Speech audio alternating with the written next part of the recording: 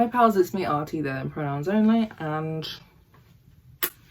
for the last video of the year I thought I would just do a little audiobook roundup. Also, do you like my little like dandy, professional, somewhat vintage vibe? Like silky, hello.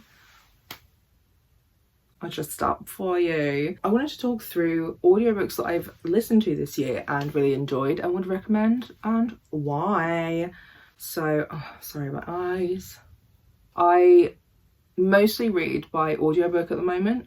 I really struggle to sit and read, especially with a lot of cognitive dysfunction. Yeah, like because I have a lot of issues cognitively, I do struggle to sit and like read now. At the moment, I've read a few books this year with my eyes, and I've read some graphic novels. However, I did give up on those graphic novels because they changed the format, like the layout.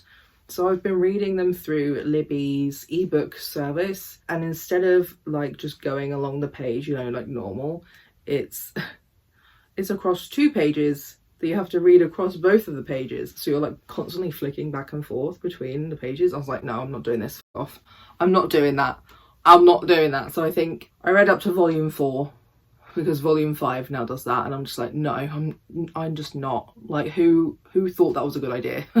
So I've listened to quite a few audiobooks. I'm still behind on my Goodreads challenge, I know, but like I've got when I take a little bit of time off, I've got some things to listen to and to read. So yeah, I've got quite a few. Actually, a lot of the ones I've really enjoyed are from the Spotify's new audiobook scheme that you can read more about on my blog, because they just have more new things. It's really hard finding books through Libby, actually, even though I did have like a membership to like 5 or 6 libraries through Libby. One of them now doesn't use Libby at all, but also I think they were pretty crap. They really did not, they had nothing. So it is frustrating that libraries are just not very with upcoming books that I'm particularly interested in. Also, this video, I will include links down below, affiliate links to where you can buy these books on bookshop.com.co.uk. What? bookshop.org.uk, that one. And I get, I think, 10% of the sales that you like of things you bought through my links. So please use the link if you're looking for physical books. I am thinking about seeing if I can become a Libro FM affiliate as well. So if I am, by the time this is up, they might also be down below for audiobooks you can buy and keep. But yeah, I mean, if you are interested in trying out different books that are much newer releases, and maybe even like quite a lot of things I've read are definitely not super mainstream, they're sort of like almost indie published in a way. There are lots of things you can read on there. It's just annoying that you only have 15 hours a month, but sometimes that can be hard to fill if you're busy. So yeah, like I do just recommend checking it out if you already have Spotify, because yeah, that's kind of the main reason why I'm still even using Spotify, is that one, I have a million playlists that I've made over the years.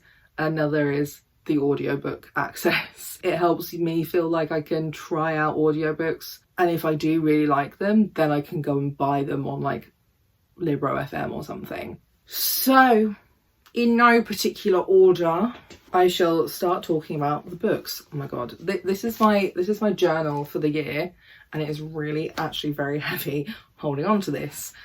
So I might have to put it down.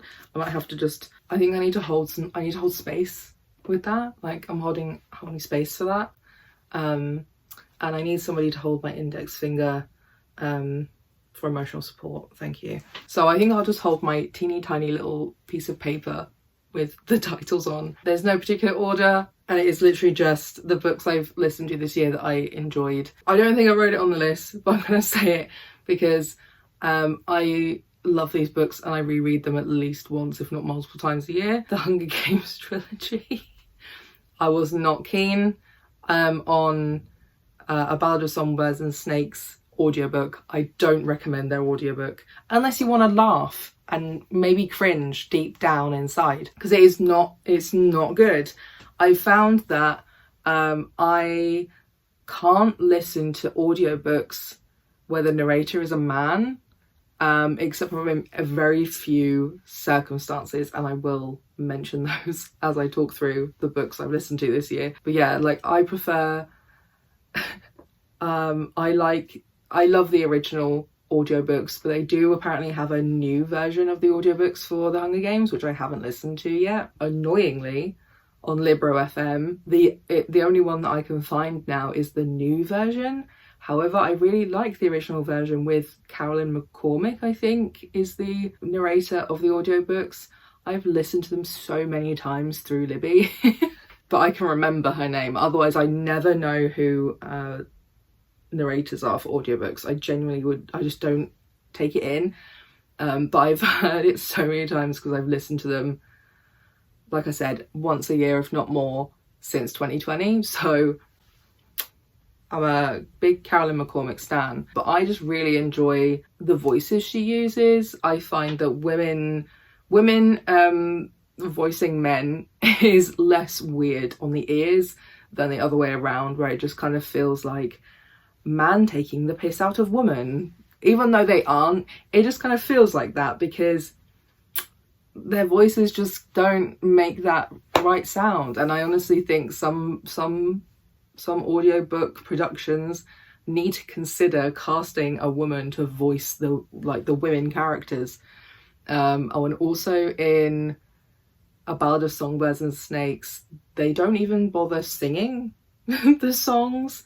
They just go la la la la la la la la la la. Whereas at least Carolyn McCormick gives us a little rendition of the Hanging Tree. It's different to the film, but like she gives us a little sing-song, you know. So yeah, I just love those books, and I don't think I will ever be able to let them go. And I am devastated I didn't read them before 2020. So I had to get that out of the way, sorry. So on to other things I've read this year.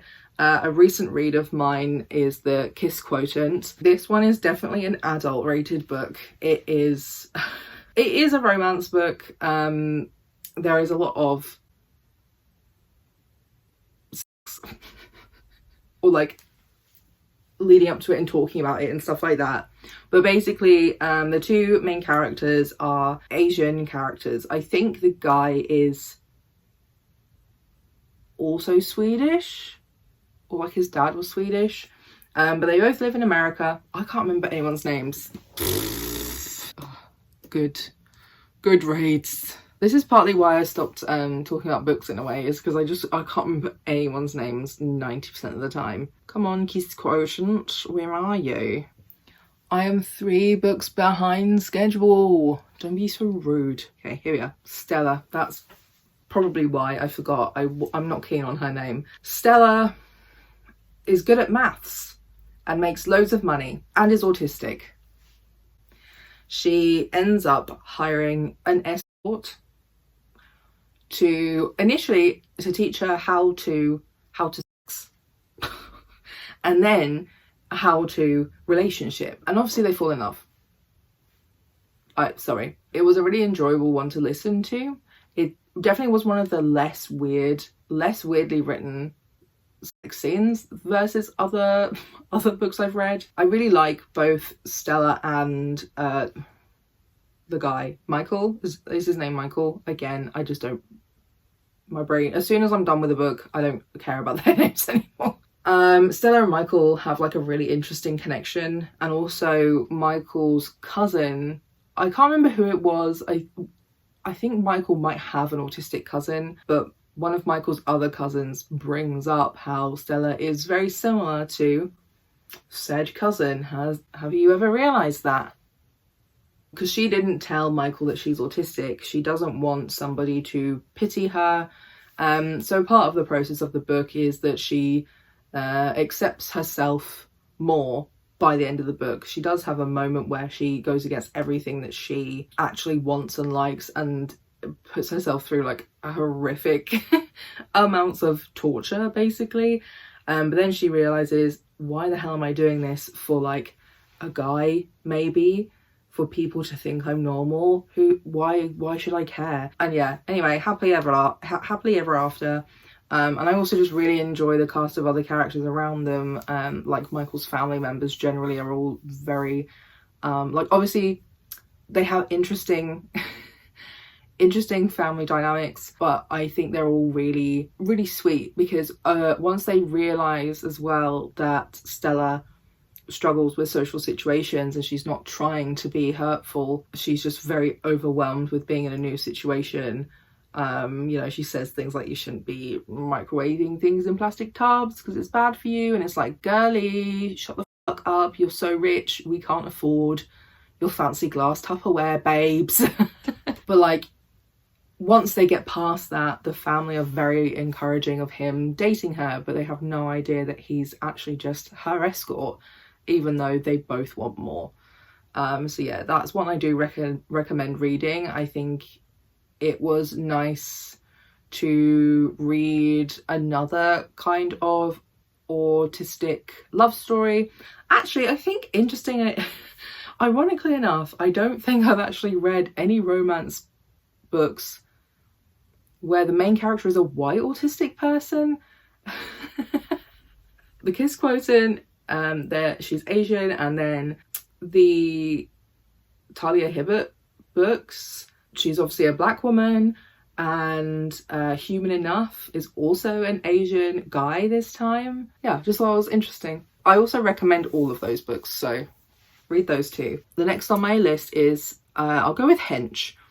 I am partially like trying to read more dystopian sci-fi books because I would like to write dystopian sci-fi, but yeah, like I would like to write dystopian sci-fi, but I've not really read a lot of it. I've watched quite a lot of dystopian sci-fi things, like films and TV. I've read a few things now over the last 4 or so years, but like I'm still reading more to kind of get more of a grip of like what the differences are writing wise between dystopian sci-fi and contemporary fiction. So Hench was one of them. Like, it might not seem traditionally like a dystopian sci-fi because it is around superheroes and supervillains. So like, it's basically the main character, Anna, I think, basically is a freelance hench person, or like evil temp worker, basically, because there aren't any jobs. Like, I think it's a really interesting concept for like this book generally. People can't get work, so a lot of the times they have to work for villains because they're the only people hiring. So she does a mixture of things. Sometimes she's like an in-person hench, sometimes, like majority of the time really, she's more of an admin kind of villain hench person, and she is so horrifically injured on one of her jobs by a superhero, like very unnecessarily, that she is then disabled for life and in chronic pain, which is another reason why I like this book too, which then sends her off onto an anti-hero kind of like obsession. She starts researching the cost of the damage that the superheroes are causing versus what they're supposedly saving, which is such a great thing in my brain, which does also relate to my Disabled People Have Worth Actually video, because there's always this talk of, oh, this will save us money. Then when you actually think about it and look at it, no, it doesn't. So she starts with this one guy who hurt her, but then she also starts calculating it for other superheroes, including things like damage to buildings, damage to people's lives and livelihoods, vehicles, anything to do with like road destruction, how much people are prevented from earning a wage, the hospital bills, all those sorts of things. And I just found that so interesting. She basically then ends up being picked up by like an infamous villain who, yeah, we learn more about and learn why he's suddenly a villain. And actually we learn that the heroes are not necessarily as good as they make themselves out to be. They have a very good marketing team, and PR department, clearly. So yeah, I found that a really interesting book, and the physical copy I did buy doesn't have the last chapter that seemed to be included in the audiobook that I was listening to on Spotify. It's also like, it's not explicitly gay, but it's like got gay vibes. Like the main character is attracted to both men and women, seemingly. She definitely comments and notices like how sexy women are. And I'm like, just kiss her then. But I don't think she does, from my memory. The next one, where is it? They're never in order, I swear. I will have a little quick fire of some non-fiction books that I was listening to this year that I enjoyed. One of them is Will I Ever Have Sex Again by Sophie Hagen, which is more of an exploration into your relationship with yourself and your relationship with sex, particularly as a non-binary person, as a fat person, and then there is also some discussion around disability and other factors as well. I thought that was a really interesting read. I was recommended it from another friend. Another one is I'm Glad My Mum Died. I already read the book, but I thought I'd give it a listen, and it is narrated by Jeanette McCurdy. There are parts where you can tell that she is still affected by those things that happened to her. I just think that it is even more powerful to listen to it. Another one is Loud by Drew Afualo. I think I have correctly pronounced her last name. I liked some of the content of that book. It's frustrating because I don't know why they put it in a self-help format. Like it was a weird mixture of self-help / memoir.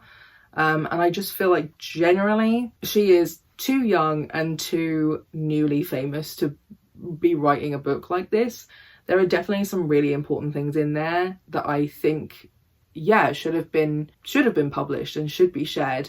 But like, I think the book as a whole is a little bit weird. I don't think she really had the freedom she should have had when writing this book, because it just felt a little bit like it was trying to be two different things. But like, it was a great and interesting listen, and it was quite a short book, and wasn't hard to digest, but some of the topics are quite hard to listen to. So yeah, like that one I'm conflicted on. Like I do recommend it because it has got some good lessons to learn, particularly with how she responded to her sister coming out. But yeah, like I think the people who were more so in charge of this book just didn't really know what to do with it, to be honest. Drew Afualo voices hers as well. Another one was This Will Only Hurt a Little by Busy Phillips. Again, it was quite a short listen, and I just find her really interesting in general. I like her in like maybe two things, because a lot of her work either never really got to the screen, which you do find in the book, that most things that she filmed pilots for or auditioned for just never really made it through to being on TV. But like, I think she was brilliant in Freaks and Geeks, and I really liked her in Dawson's Creek, as you would know from that like time I was doing that. Please go watch this. And I think it was interesting as well seeing how the industry treated her so differently to other actresses her age, because she was slightly different in how she was built. Like, she is not fat by any means, but like, she was basically called fat and treated as fat the entire time she was working as an actress, especially in her youth. And like, she has an interesting face. I wouldn't necessarily say she has that typical sweetheart face, but like, I think she has a really interesting comedy. Yeah, you just learn a bit more about her and what her experiences have been in her life. I think she's been diagnosed with ADHD recently, because one of her children has been too, which I'd definitely like to dig into if she's talked about it anywhere.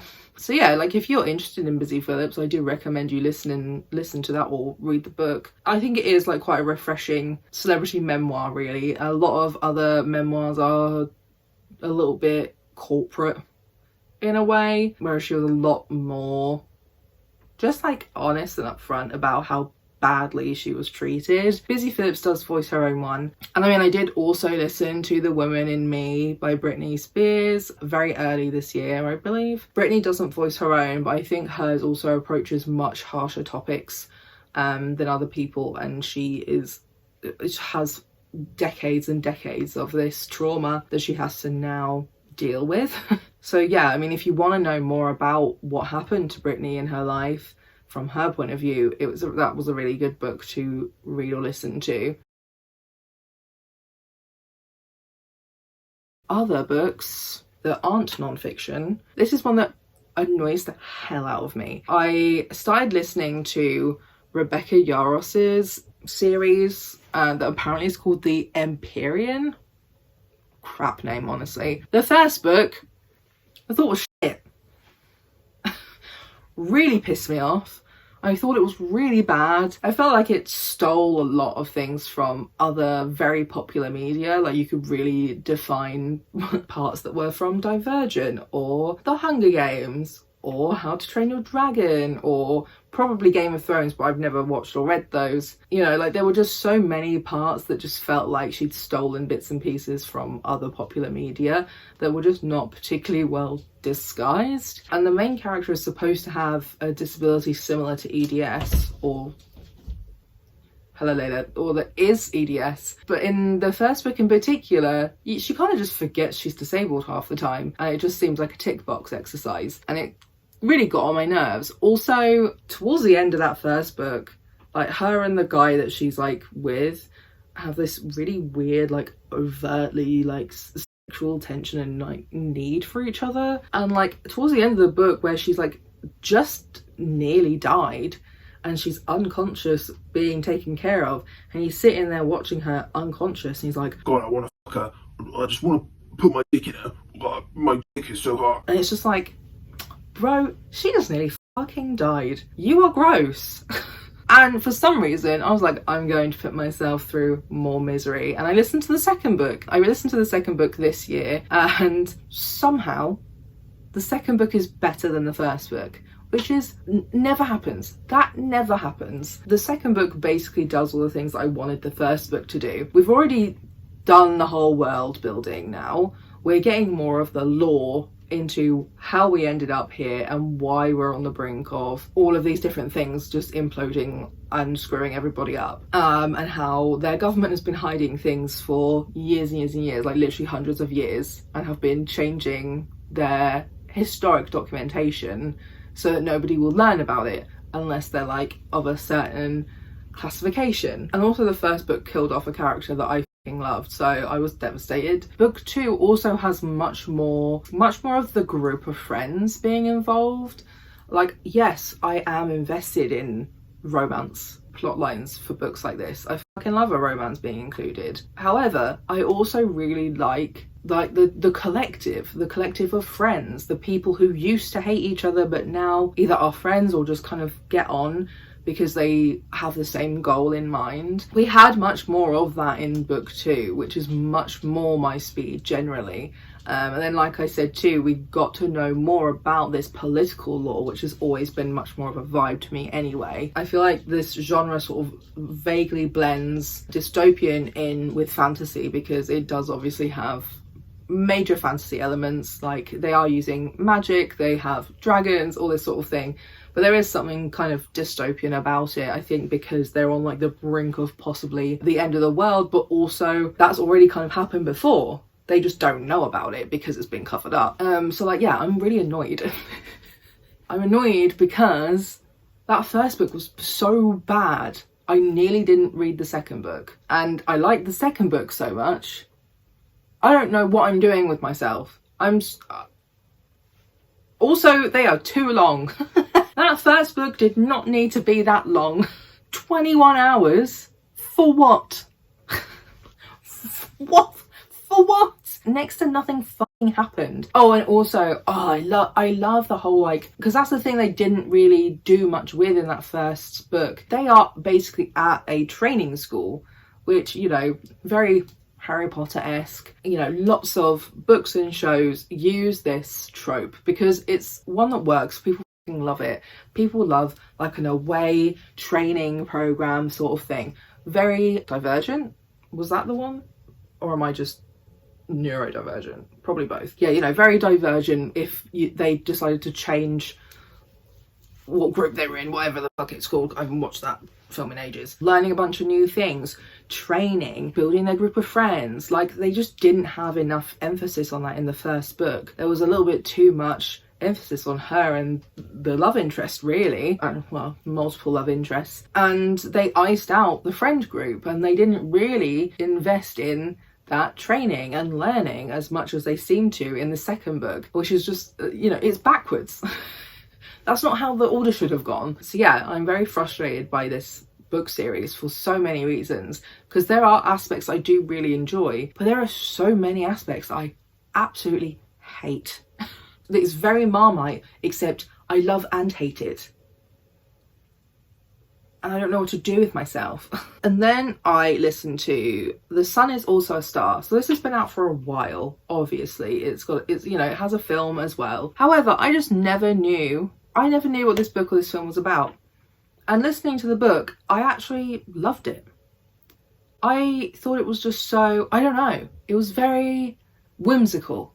It is a contemporary fiction based in the real world, but basically a guy and a girl meet, and they are 17, I think.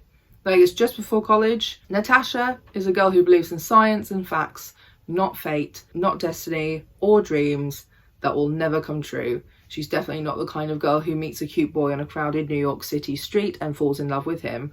Not when her family is 12 hours away from being deported to Jamaica. Falling in love with him won't be her story. The book is basically set in 24 hours. Or actually, yeah, maybe 12, technically, because it starts because she finds out her family are going to be deported. Her family are undocumented, and she has pretty much almost only known New York, America. She was brought over very, very young, and she meets Daniel, and he's always been the good son. He's a good student. He's living up to his parents' high expectations. I think he's studying to be a doctor, but he wants to be a poet. He is a dreamer. He is an artist. But when he sees and meets Natasha, he forgets all about his life. Something about Natasha makes him think that fate has something much more extraordinary in store for both of them. And then the universe says that every moment in our lives has brought us to this single moment. A million futures lie before us. Which one will come true? Both of them, to be honest, are trying to prevent her from being deported, whilst he's also trying to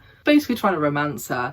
And like, you could look at it in like a weird, creepy way. You definitely could, but I think it is written with the intention of like, he's just a really enthusiastic, sweet teenage boy who is infatuated and so interested in this girl, and he wants to show her something different to what her life is. And there is a really, really nice full circle moment at the very end of the book that I actually wasn't expecting. And yeah, I don't know, it kind of leaves you with like almost like it's that happy, sad, nostalgic feeling, because the book is very sad, but it is also very hopeful. It is sort of like a reminder that life is full of all kinds of possibilities, good and bad. So yeah, like, I just picked it up because it was available on Libby, and honestly it's probably one of the best reads I've had this year. It still has that lingering nostalgic feeling. One of the random romances I listen to is a little bit country.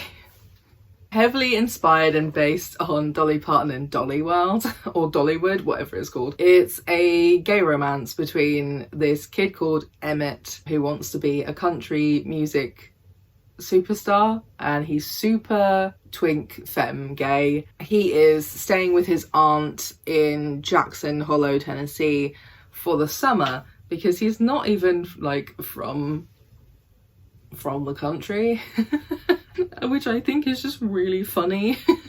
He is working at the amusement park that is inspired by Dollywood, owned by his idol, the country legend Wanda Jean Stubbs, and he meets Luke Barnes, who hates country music. As the grandson of Verna Rose, the disgraced singer who had a famous falling out with Wanda Jean, Luke knows how much pain country music has brought his family, but when his mum's medical bills start piling up, he takes a job at the last place he wants, in a restaurant in Wonderworld. They meet, they start getting to know each other. They also start unraveling this lore between Luke's grandma and Wanda Jean. Wanda Jean Stubbs. What is known to the world is not necessarily the truth. It is a part truth. So they unravel this history and find out something actually very, very interesting. There's also a little bit sad that nobody actually knew about, and sad that the people involved didn't get their own happy ending when everyone was still alive. It does still have a happy ending and everything does sort of get understood and resolved. But yeah, it's just generally quite a light, not a book you should try to poke holes in, because there definitely probably are holes in it.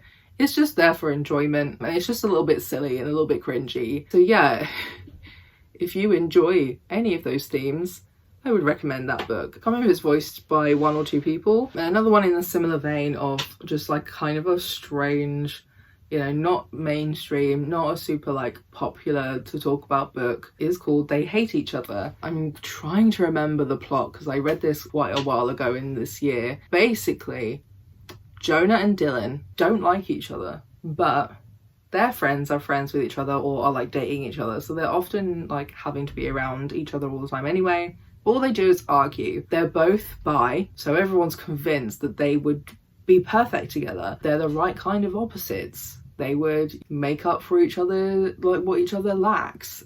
And like they're both just like convinced, oh, just because they're the only other bisexual guy in the whole school doesn't mean we'd be the best match. By default, go away.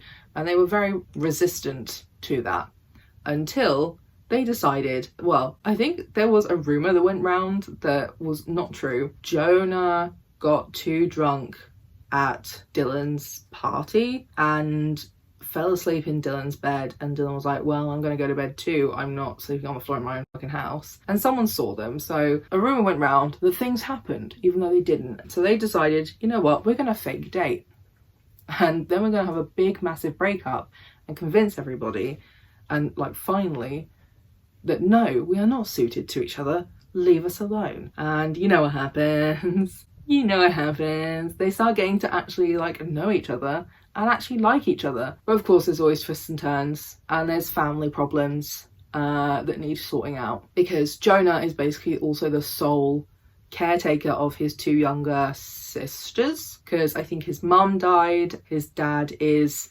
basically just not there, like physically or mentally. And then Dylan has just got some complex family things going on. Something that happened a long time ago, and something bad happened that he didn't understand because he was so young. He thought something else happened, or like it was his fault. So he has to kind of unravel that with his family too. And they both only do those things thanks to each other, really. And they do have to make some hard choices, you know, whether they might possibly destroy their developing relationship to help the other. So yeah, again, because it's not like, you know, it's not, I wouldn't say it's an award-winning book, but it's one that I enjoyed reading. I also just appreciated that both of them were bisexual. However, it was leaning a little bit into, oh, well, we're not the Twinkie gays.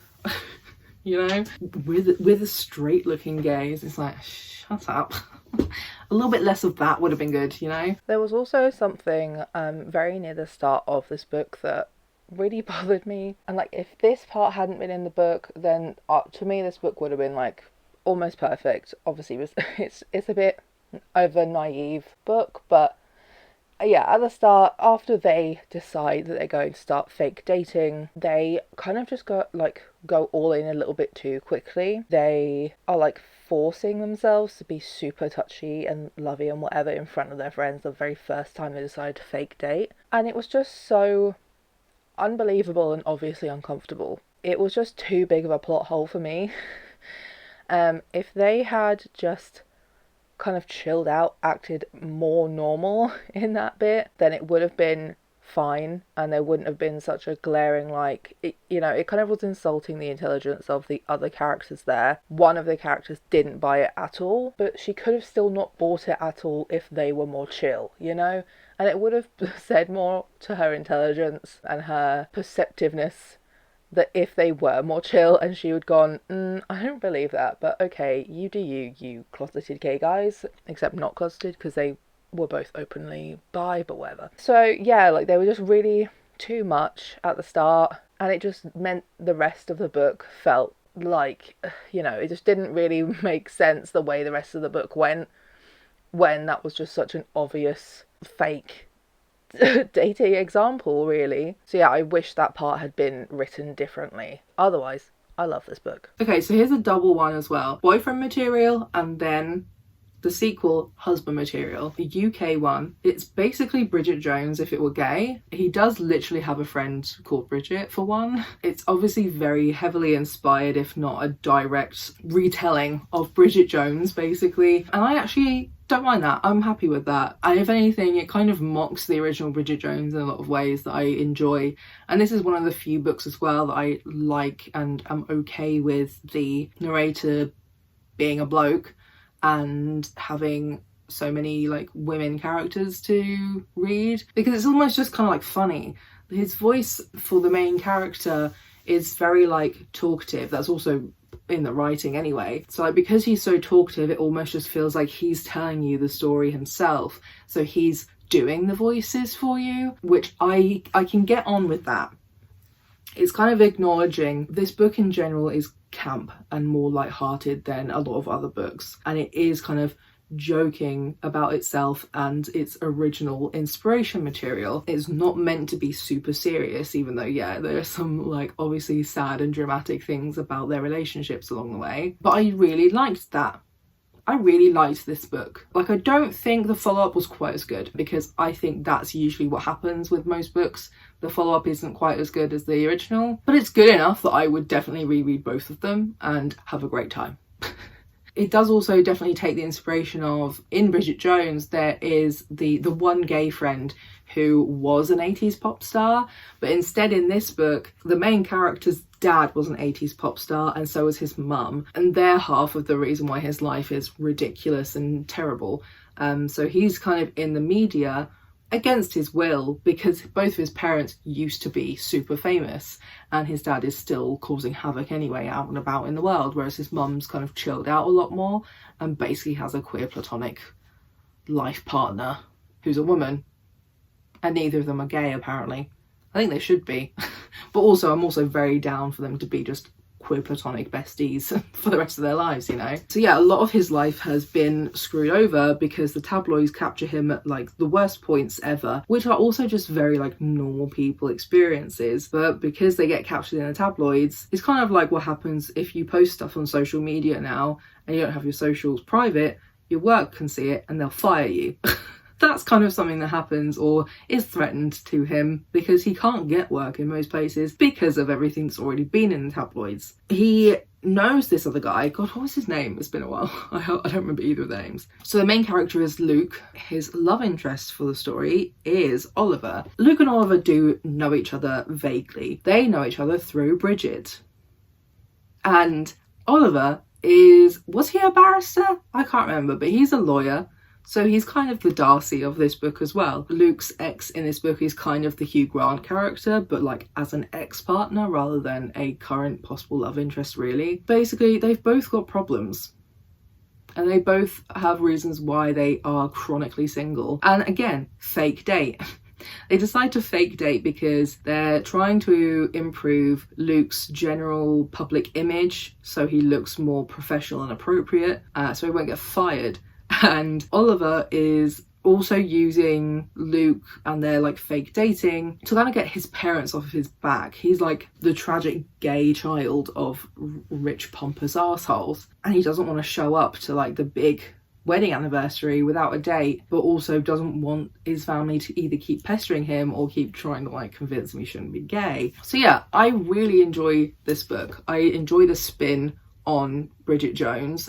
Bridget Jones, like, whilst it is both a trash book and trash book series as well, to be fair, not just one book, I really enjoy the spin on the original material. And for the most part, it's generally light-hearted. Any of their sexual encounters are fade to black, so if that's one of your preferences, like it is mine really, that is helpful to know. It does have the Bridget Jones vibe. It's just got that little twist on it. It's a different person in the center, but it is still that kind of weird tragic group of friends in London trying to get their together, which is very relatable. He's also a little bit of an older character. I think he is around my age. I think he's somewhere around like 28 to 30-ish in these books, which is also quite nice. A lot of books don't really cater to like later 20s and early 30s. So yeah, that one felt nice to read because it felt a lot more relatable to me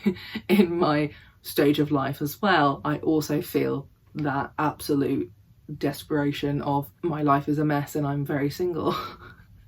What do I do? I'm queer. I would recommend that. Highly recommend. We're gonna have a quick twist on things. A really random and weird one I read was episode 13. Picked up on Spotify completely randomly. It just sounded interesting. Fade to Black is the newest hit ghost hunting reality TV show led by husband and wife team Matt and Claire Kirkland. It delivers weekly hauntings investigated by a dedicated team of ghost hunting experts. Episode 13 takes them to every ghost hunter's holy grail, the Paranormal Research Foundation. This brooding, derelict mansion holds secrets and clues about bizarre experiments that took place there in the 1970s. It's also famously haunted, and the team hopes their scientific techniques and high-tech gear will prove it. But as the house begins to reveal itself to them, proof of an afterlife might not be everything Matt dreamed of. A story told in broken pieces, in tapes, journals, and correspondences. This is the story of episode 13 and how everything went terribly, horribly wrong. So like, I have always loved a good, terrible ghost hunting program, YouTube channel, paranormal podcast. So I was like, yeah, I am down for this. This is like a novel of that vibe. A lot of people didn't like it, and I understand why. There were some parts that just didn't hit the same because I was listening to it. I think it had, in the actual physical book, it does have like images and stuff that you can see instead of listening to them describing the images. And there were definitely some parts listening to it that I was just like, I literally don't give a shit. Just get back to like the plot line. There were some parts that were describing these documents that I was just like, you know, this is giving nothing to an audiobook reader, honestly. Overall, I really liked the plot. I thought it was quite creepy, very suspenseful in my opinion. I enjoyed that there was like some inter-crew drama, and the ending was interesting. It's left a little bit open that maybe there could be a follow-up, but I doubt it. But I do really like the ending. You kind of see the characters' different traumas and what they actually truly value. And you basically see as well that this married couple don't have values that align. And if they get out the other side, I don't think they would survive as a couple after this. It was definitely a really good read in my opinion. It's one for the creepy, suspenseful, paranormal enjoyers. There's another non-fiction I forgot to mention, even though it was literally on the screen. It's Rememberings by Sinead O'Connor. Obviously she died a few years ago. I'm not sure. I personally didn't know a lot about her, but I did know that she was kind of a rebel and very much an activist, and she converted to Islam and is just like this little Irish woman. So I wanted to listen to her audiobook, which she also does narrate, and it is very interesting. It's interesting to see like what happened to her and how she quickly realised how predatory men were, whether they were in the music industry or not, and just where her life took her. If you were ever interested in learning more about Sinead O'Connor, her book is definitely a good place to go for that. And I think the last thing on my list is I Kissed Shara Wheeler. I don't know how to pronounce that. So our main character is Chloe. She has lesbian mums. Nice one. She was moved from South California to Alabama for high school, and she's spent the past 4 years dodging gossipy classmates and puritanical administration as she goes to like a Christian school. And the thing that's kept her going is the idea of winning valedictorian. Her only rival though is the prom queen Shara Wheeler, who is the principal's daughter. A month before their graduation, Shara kisses Chloe and then disappears. Chloe then discovers that she's not the only one Shara kissed. There's also Smith, Shara's long-term quarterback sweetheart, like boyfriend. Yeah, that is his first name and I'm kind of obsessed with it. Like, hi Smith, go for it. But she also kissed Rory. That was Shara's bad boy neighbour with a crush, supposedly with a crush on Shara. And Chloe ropes the other two into helping her investigate, because they all have nothing in common. Nobody knows where she's gone. Nobody knows if she's alive or dead. And she has left annoying cryptic notes everywhere for these three to find. It was very Shara reminds me of Alison from Pretty Little Liars, and it does have a lot of like an A vibe about it, because as well, initially you're not really sure if these notes are actually from Shara or if they're from someone who's pretending to be Shara, and you think Chloe's in this because she wants to win valedictorian fair and square, but actually, are you so sure? She's acting kind of like gay obsessed about it. She's very annoying, and I would compare her character to Misty Quigley from Yellow Jackets. I would say that Chloe is basically Misty Quigley, but gay, but bisexual. And like, yeah, Shara basically has set up all of these clues to untangle and disclose some secrets that she had and had been keeping from all three of them and everybody else as well in her life. It has some interesting twists that I'm glad happened, but also I kind of wanted to see more of. I really enjoyed it. Like, I didn't necessarily always know where it was going, but I think for the most part I did, because I have been reading and watching a lot of things similar, like, you know, Pretty Little Liar adjacent for many years now, and like this was just another one of those. This was sort of like an inspired by kind of vibe, but I did really enjoy it. I enjoyed the much more explicit queerness to this book, because yeah, even though we do see that Alison is actually not necessarily straight in Pretty Little Liars and does love Emily, there is much more of like an explicit, oh yeah, like actually the reason why everything is so fucked up is because none of us would acknowledge that we're gay, because we live in a very Christian religious area of Alabama. I've also read 2 more books via audiobook since recording this video. One of them is Paris's memoir, which I do generally highly recommend. I think it's very interesting seeing the inside of her life. Honestly, as well, it's just nice to read about somebody who has ADHD, somebody who realised that they are asexual as well. These are words that she actually uses herself in the book. My only issue is that, yeah, unfortunately, some glaringly obvious parts are she is very capitalist, and that's just not my vibe, babes. And she is very into like crypto and NFTs, and those are like bad for the environment. And they're just like unnecessary.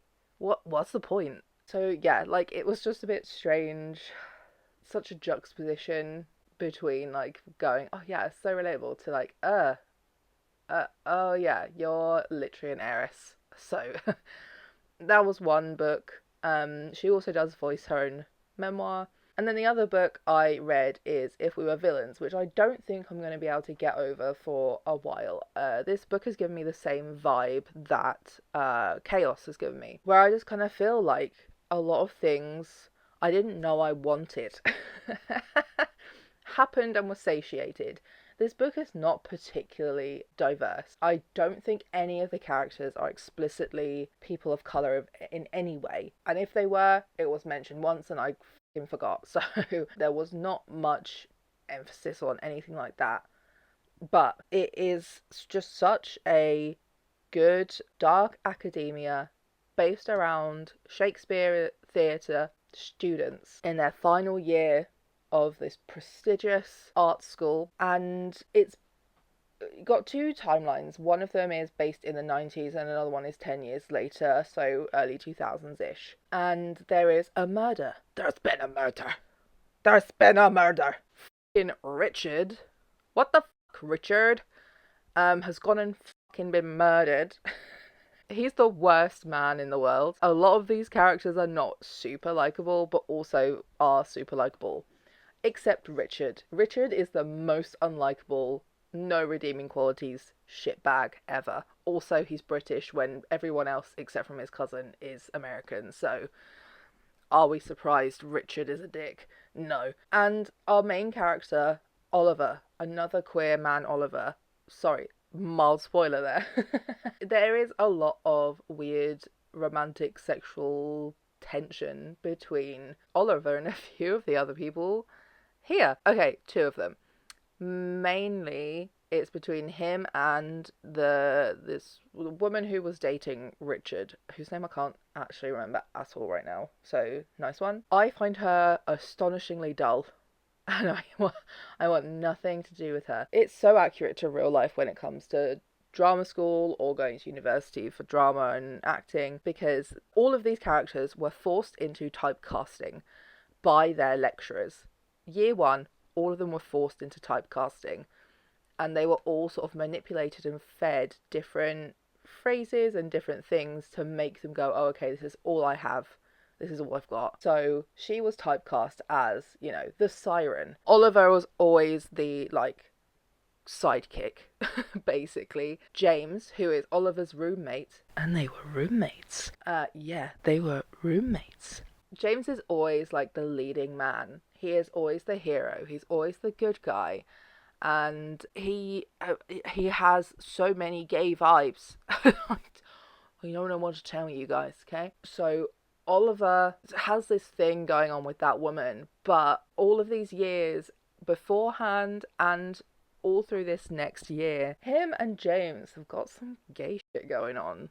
Like, they have the weirdest tension, and like nobody will say anything. Nobody says anything, and like I swear to God, if that were me, if I were there, I would not be able to keep my mouth shut. Everyone's like, oh yeah, like duh, obviously, that's like obviously a thing, and I'm like, why didn't you say anything then, bitch? I would, my mouth would be so wide open.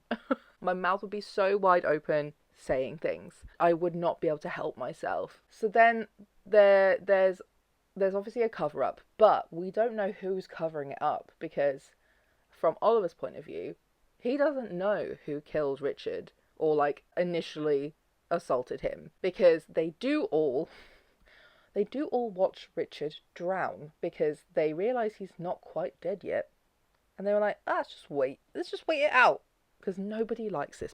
Even his cousin was there and was like, yeah, okay, then let him drown. Imagine being so unliked by everyone around you that even your cousin's like, yeah, let him go, bye. And yeah, old buildings, everything just feels dark academia vibes. Shakespeare and tragedy, because that, like, their final year is full of like Shakespeare tragedy shows and plays. Basically, I don't really know what more to say about this. Another good audiobook narrated by a man. The women's voices are not terrible, and they're not often anyway, but also like I love the aesthetic vibe of dark academia, but I hadn't really found my dark academia that I loved. And because I have a long history of drama, performing arts, specifically Shakespeare, I did some short courses with RADA. Like, this is so me and this is so that world that I am obsessed with it. I love this so much that I don't think I can talk about this book without excessively spoiling it. I mean, I'm very open to doing a video maybe in the new year or something where I do a spoiler talk about this book, because there are so many elements that I loved about this book. I loved this book so much. I will be buying the physical book, and this will be one of the audiobooks that I buy on Libro or Libro FM. Me getting confused between Libro FM and LibreOffice or Libre. I don't know. And I'm a Libra. Oh, it's so confusing. But like, yeah, I literally cannot talk about this book anymore without spoiling it, because I just love it so much. And like Chaos, because there are so many references to so many different Shakespeare plays, both literally what they're performing and the general themes of the plotline anyway. That's very similar to chaos with the Greek myths. I feel like every time I would read this, I will probably find or realise or notice something new about it that I hadn't picked up the first time round. And like, I'm a reasonably Shakespeare nerdy person, but I haven't read every single play. I haven't analysed every single play because it was not made super interesting to me as a teenager. I enjoyed performing them when I did. I've been in many Shakespeare shows in my time. At RADA we did the Shakespeare Award, which I failed. I was the only one in my class to fail because I'm dyslexic and can't memorise anything to save my life, but was also had to, like, that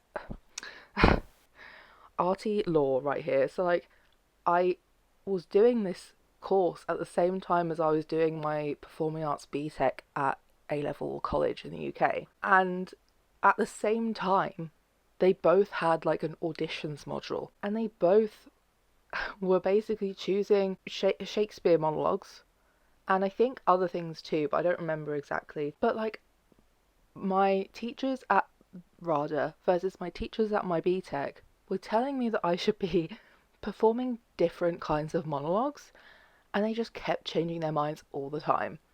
I remember doing for my BTEC, I ended up doing Goneril from King Lear, but I remember from my RADA course, she suggested I do Cleopatra or I do Puck, or like, she just kept coming up with different things to do, and I was like, girl, please, I can't remember anything as it is. It takes me so long, and now you've given me 15 different monologues to memorise, and I don't remember. And this was before I came out as fucking trans.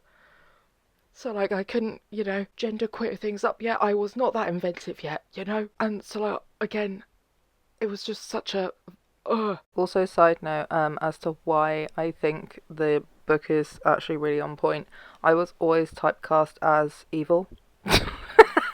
Yeah, like, I wasn't typically skinny and pretty and feminine enough for any leading women's roles, and obviously I was not a biological man, so I couldn't do any of the men's roles. So what's left? Oh yeah, anybody who's evil, witches, and anyone who's severely depressed. I always played very mentally ill characters. So yeah, the typecasting thing is so real. The RADA buildings are very much the vibe of this of this audiobook. Very dark academia. So I felt at home. So yeah, if you want me to make a spoiler video talking about this book, let me know, because I definitely want to fucking do it. But I need to know there's reasonable views, And if anyone's turning this into a TV show or a film, I am available, hello.